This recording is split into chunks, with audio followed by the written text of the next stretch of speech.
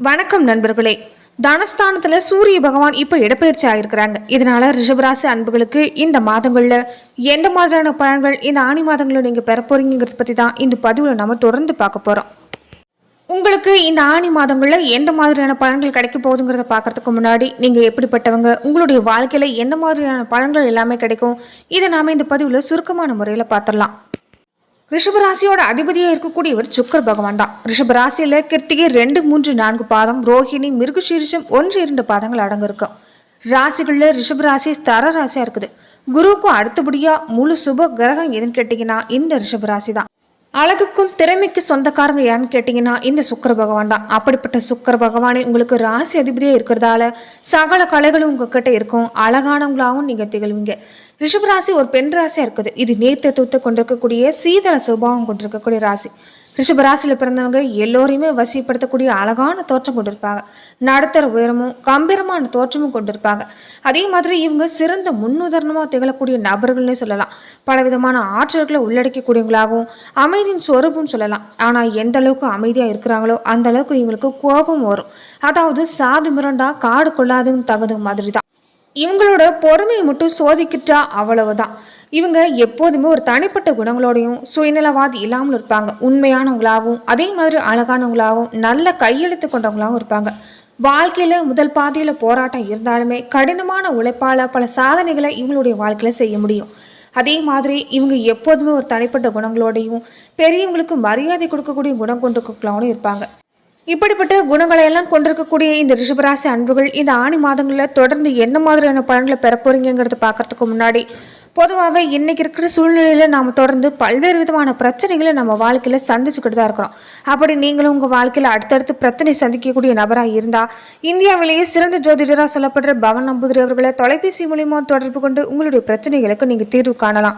அவருடைய தொலைபேசி எண் பார்க்குறப்ப 9043637512. இந்த வாரங்களில் இருந்தே ரிஷபராசி அன்புகளுக்கு சிறப்பான பலன் ஏற்பட போகுதுன்னு சொல்லலாம். சூரிய பகவான் இப்போது 2ஆம் இடத்துல இந்த வாரங்களில் அமர்ந்திருக்கிறாங்க. பிள்ளைகளோட முன்னேற்றத்துக்கு ஏதுவா நீங்க அவங்க விருப்பப்படக்கூடிய இடங்கள்ல நீங்க சேர்க்கலாம். அது கல்லூரியா இருந்தாலும் சரி, பள்ளியா இருந்தாலும் சரி, அவங்க விருப்பத்துக்காக தகுந்த மாதிரி தான் செயல்படுவீங்க.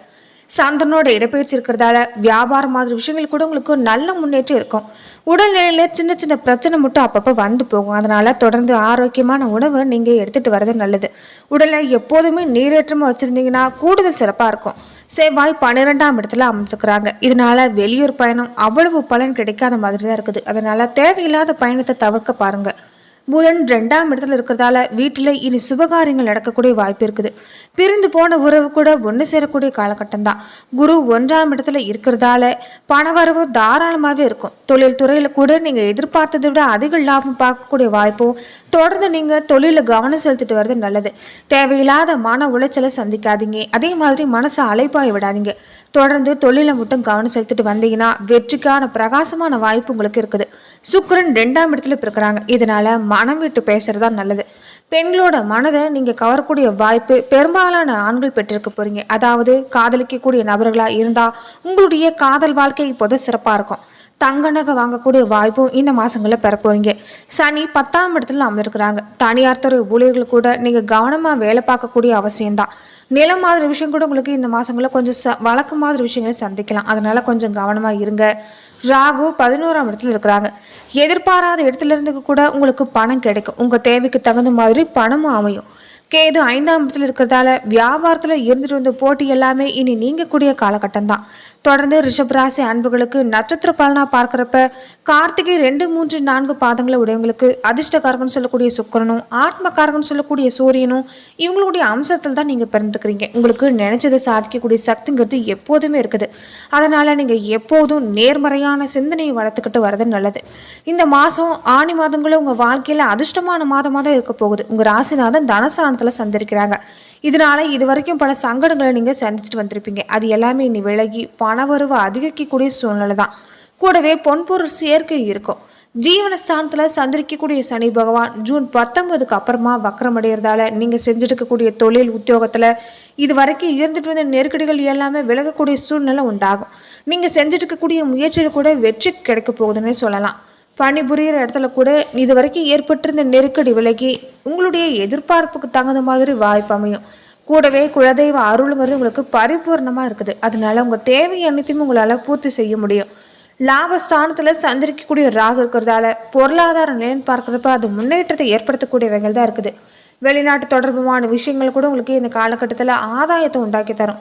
கூடவே மற்றவங்களுடைய உதவி உங்களுக்கு இந்த காலகட்டத்தில் அதிகரிக்கும்.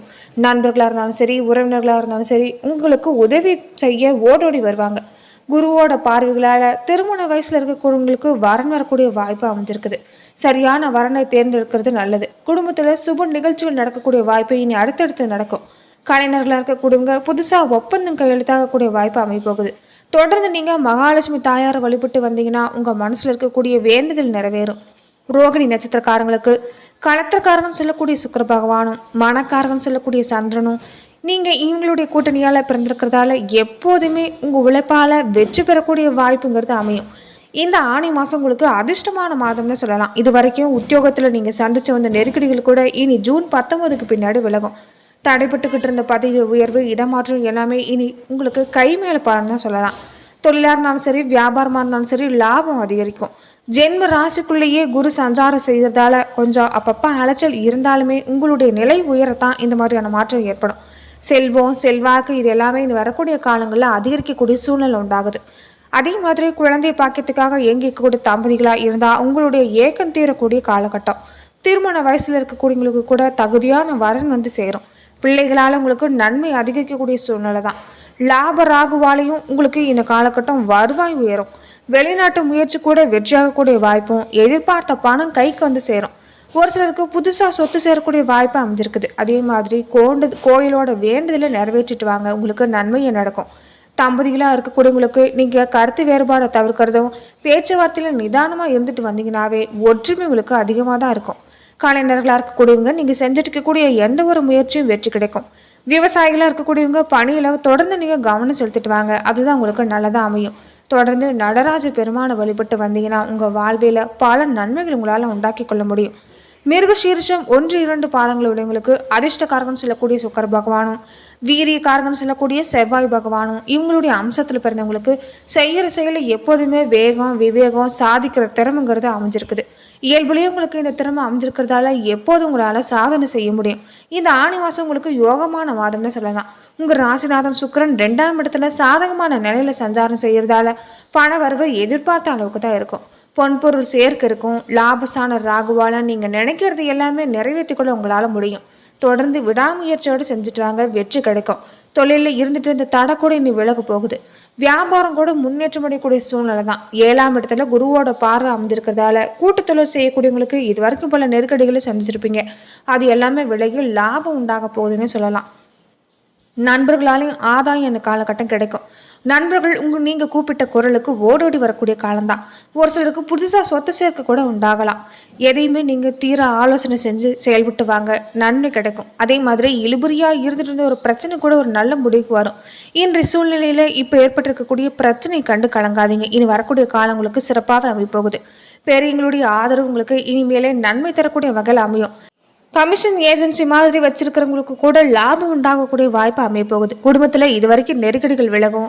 கணவன் மனைவிக்குள்ள ஒரு இணக்கமான சூழ்நிலை உண்டாகும். பிள்ளைகளோட மேற்கல்வி முயற்சி கூட வெற்றியாக தான் அமையும். வேண்டுதலை நிறைவேற்றிட்டு வாங்க, தொடர்ந்து உங்களுக்கு நன்மை நடைபெறும்.